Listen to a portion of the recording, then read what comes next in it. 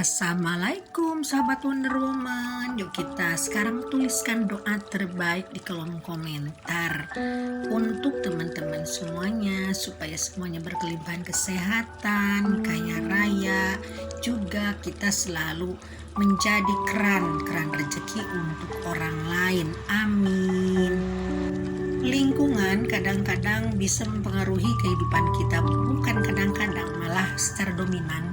Lingkungan ini sangat mempengaruhi kehidupan perjalanan kita. Mungkin keluarga, mungkin lingkungan di sekolah, lingkungan tempat ibadah, atau lingkungan tempat bermain kita dari masa kecil. Apalagi kalau misalkan anak-anak dari usia 0 tahun sampai 8 tahun itu usia emas, teman-teman ya. Jadi dalam usia itu, pada usia itu, anak-anak kita harus ditulis dengan hal yang baik, yang positif. Lingkungannya pun harus bagus, karena mereka itu bagaikan kertas putih, supaya tulisannya lebih bagus, supaya nanti punya buku yang baik untuk masa depannya, untuk kehidupannya kelak. Nah, jadi yuk kita yang punya anak kecil, yang punya cucu, yang punya anak-anak asuh, yang punya anak-anak didik, kita kasih contoh anak-anak ini supaya mereka sendiri nantinya punya masa depan yang cemerlang, yang lebih bagus, karena mereka itu generasi emas. Jadi apapun yang nasib dia nanti, takdir dia nanti, tergantung daripada lingkungannya di mana dia tumbuh. Karena itu usia emas ini masa-masa yang sangat penting untuk kehidupan seorang anak.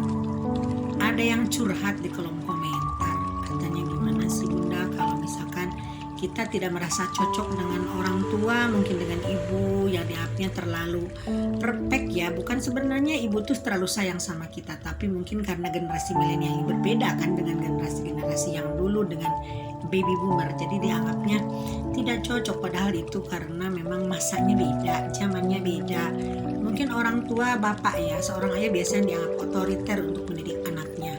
Padahal bukan otoriter, tapi karena ya itu tadi perbedaan budaya, latar belakang, dan perbedaan di mana seorang ayah dulu masa tumbuh sebagai seorang baby boomer. Jadi beda dengan Gen Z yang sekarang. Memang semuanya serba instan, semuanya serba ingin lebih cepat, semuanya juga memang banyak dipengaruhi sama budaya-budaya luar, apalagi sekarang budaya K-pop Korea terutama ya. Itu sangat besar, dominan sekali.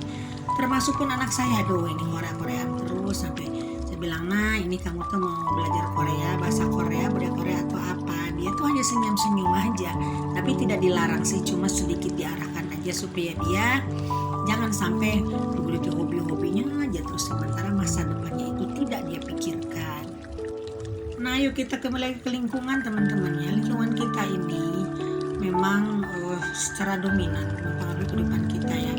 Apalagi misalkan kita merasa tidak cocok berada di lingkungan tersebut, misalkan kita di sekolah A, dan sekolah itu ternyata lingkungannya kurang bagus, apalagi suka ada bully-bulian, jangan dipaksakan teman-teman ya, berpindah selagi ada waktu.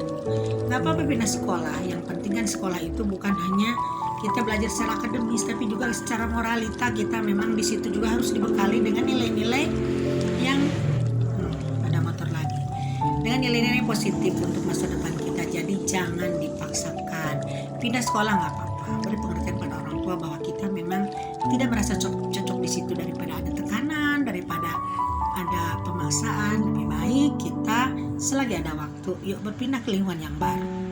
Lalu kedua nih, nah ini yang penting, sangat penting. Biasanya sama orang tua itu banyak ketidakcocokan ya, yang dikatakan tadi. Tapi kita jangan usia orang tua, tapi anggaplah itu koridornya beda. Nah kalau misalkan teman-teman ternyata kurang cocok, cari aja jalan keluar. Misalkan kalau SMA, sekolahnya jauh dari rumah, ngekos aja. Nah ngekos tapi bukan artian kita ingin bebas, tapi ingin mengembangkan diri pribadi secara utuh ya. Apalagi kalau sudah kuliah, nah dalam masa-masa kuliah ini memang sangat penting teman-teman ya. Apalagi secara pribadi kita sebagai individu, kita dituntut untuk bersikap adil terhadap diri sendiri. Artinya kita memang hidup zaman milenial, tapi di sisi lain kita juga menghargai, menghormati orang tua kita yang hidupnya di zaman baby boomers. Tidak ada salahnya ngekos, dan ini merupakan pengalaman saya dulu ya, karena saya kan dilahirkan di kota kecil di Tasikmalaya ya, lalu saya kuliah di Bandung. Jadi saya ngekos di Bandung teman-teman. Sebenarnya sih perguruan tinggi di Tasikmalaya juga ada yang bagus-bagus, tapi karena saya ingin mengembangkan diri, akhirnya saya ngekos di Bandung. Dan sejak itu saya memang mandiri, tapi uang saku, uang kosan tetap dibayar orang tua. Tapi di situ saya mulai di situ kan zamannya multilevel ya, sudah ada multilevel, saya ikutan multilevel, tapi tidak melupakan sekolah, tidak melupakan kuliah, tetap kuliah pada jadwal yang ditentukan, saya tetap patuh. Juga saya kan punya hobi nyanyi. Nah ini nih, kadang-kadang kita diajak manggung, tapi saya batasi hanya malam minggu atau hari Sabtu aja saya ke panggung. Dulu saya punya hobi dan punya talent di dalam masalah tari tradisional sama nyanyi dangdut, nyanyi tradisional Sunda. Nah saya tetap jalanin itu. Nah justru dengan adanya jauh dari orang tua, saya berusaha mandiri dan mengembangkan bakat saya dengan sepenuh-penuhnya. Dari situ saya mulai mandiri, mulai punya uang, hingga setelah saya keluar kuliah, jadi tidak bergantung. Setelah keluar kuliah saya tidak mencari kerja untuk mencari uang, karena uang saya sudah ada dari perusahaan-perusahaan direct selling, juga dari hiburan ya. Tapi karena ranah hiburan itu tidak saya teruskan karena memang benturnya banyak, tapi tetap berbisnis sampai sekarang. Nah, jadi untuk kemandirian ini bisa teman-teman ya, bisa teman-teman ngekos, bisa teman-teman berpisah jauh dari orang tua, tidak apa-apa, supaya kita memang berkembang hubungan pribadi kita lebih utuh dan mandiri.